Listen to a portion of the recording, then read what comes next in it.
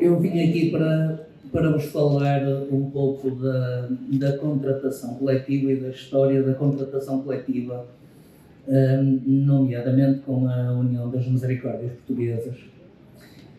Mas antes queria deixar aqui bem sublinhados 2 ou 3 pontos e daquilo que têm sido as vossas intervenções e relativamente àquilo que mais ouvi falar hoje, as sondas gástricas, as insulinas, os sinais vitais. A nível nacional, os sindicatos têm atuado nessas situações. Vou-vos dar um exemplo no Norte, onde um turno de 4 trabalhadoras, portanto, que faziam predominantemente trabalho noturno, só trabalhavam à noite, 4 trabalhadoras onde lhes era exigido um rol de funções que cabem nitidamente aos enfermeiros.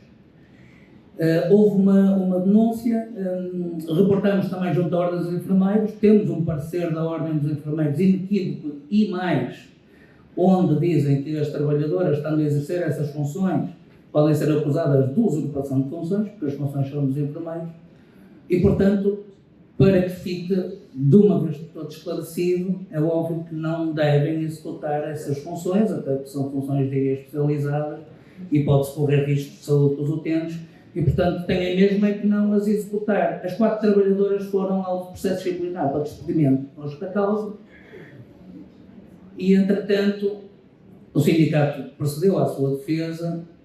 Os processos disciplinares nem chegaram ao fim, porque é óbvio que não tinham sequer fundamento para acusar as trabalhadoras, porque o que elas fizeram foi recusar-se a fazer essas funções. A instituição depois acabou por levar com uma queixa-crime no Ministério Público, a Ordem dos Enfermeiros deu conhecimento ao Ministério Público, e ainda lhes saiu mais cara a ousadia, diria, de andar a levantar processos para despedimento com justa causa por trabalhadoras que, pura e simplesmente, não querem executar funções para as quais nem sequer estão habilitadas. Pronto, esta era uma das situações. Outra, falar, e isto pode parecer um bocado ridículo o que vou dizer, mas acho que é muito importante e cada vez mais importante nos dias que atravessamos. Eu acho que todos nós nos apercebemos de que quem governa o país e a sustentação dos partidos que vão propondo as políticas nacionais estão, demasiado diria, voltados à direita.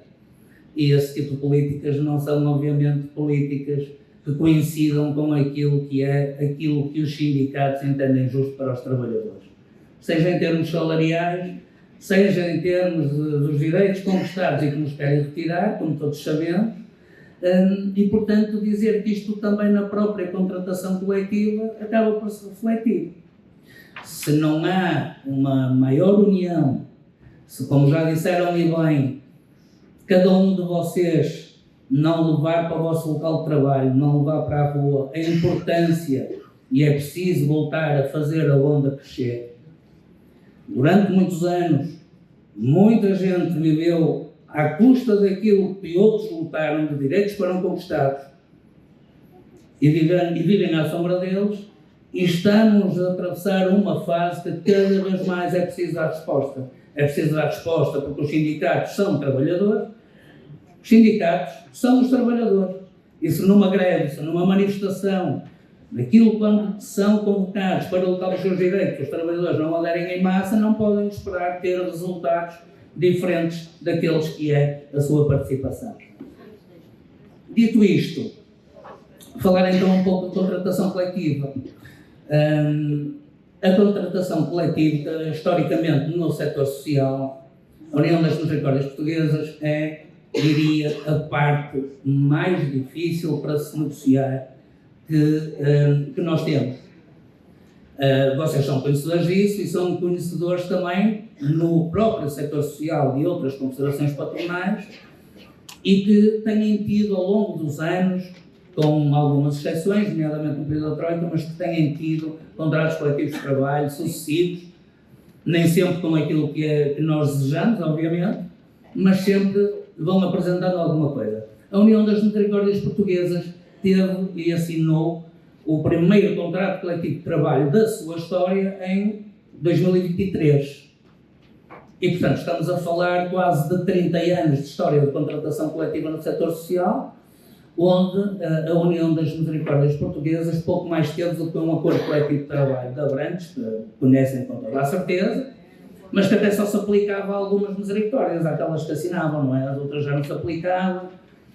E foi fruto desta resistência em negociar que, como todos nós sabemos, também fruto de muita luta dos sindicatos, que se conseguiu alcançar, finalmente, foi preciso sair uma célula de portaria de extensão, alcançar finalmente aquilo que todos exigíamos, que era que houvesse um contrato coletivo de trabalho.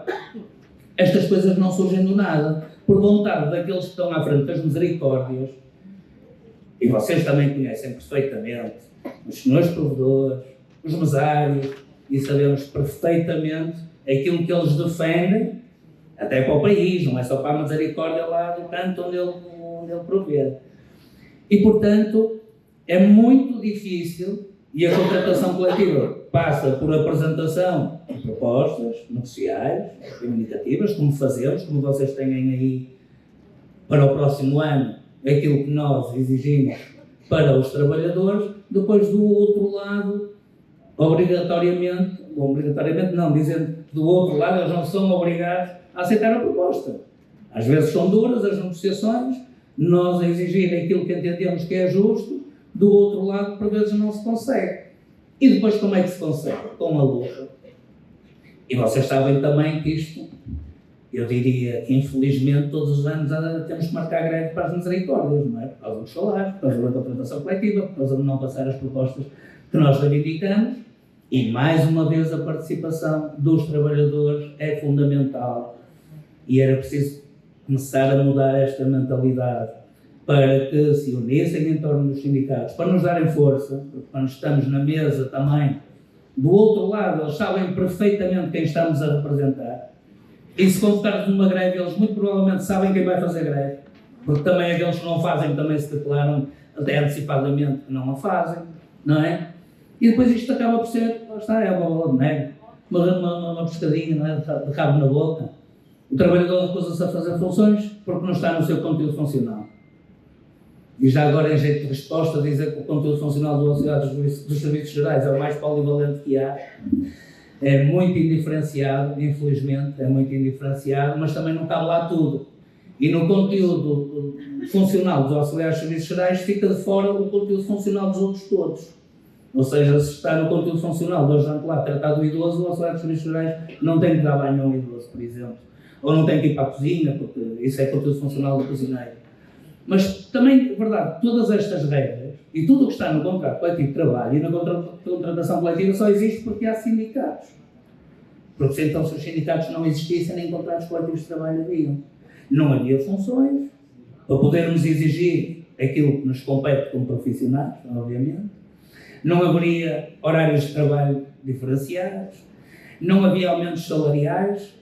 Como nós, nas misericórdias, andamos desde a publicação do contrato de Abrantes de 2016 até 2022, em constantes e sucessivas manifestações para que houvesse aumentos salariais, uma publicação de uma tabela salarial. Foram anos seguidos e consecutivos. Se os trabalhadores, e já aqui foi dito também, se os trabalhadores das misericórdias, fala-se no medo, e eu diria que no século XXI já não deveria existir esse medo, não é? Mas parece que existe. Infelizmente. Por outro tipo de necessidades, pois estamos a falar também de instituições com um caráter muito religioso e através desse caráter religioso também há pressões que são colocadas sobre as pessoas trabalhadoras, também o sabemos, mas era preciso começar a mudar isto. E temos conseguido mudar mais lentamente do que desejávamos, com toda a certeza, mas temos conseguido mudar e por isso é que temos esta sala aqui, que deveria obviamente estar ainda mais cheia, mas também é verdade, e quem trabalha nas misericórdias já há muito tempo, consegue perfeitamente perceber que há 10, há 20 anos atrás havia muito menos adesão dos trabalhadores do sindicato, havia muito menos esclarecimento aos trabalhadores. E, portanto, isto é um caminho que tem que se trilhar. A contratação coletiva é a forma, é a ferramenta de criar as condições e atribuir os direitos aos trabalhadores para o conseguirmos fazer.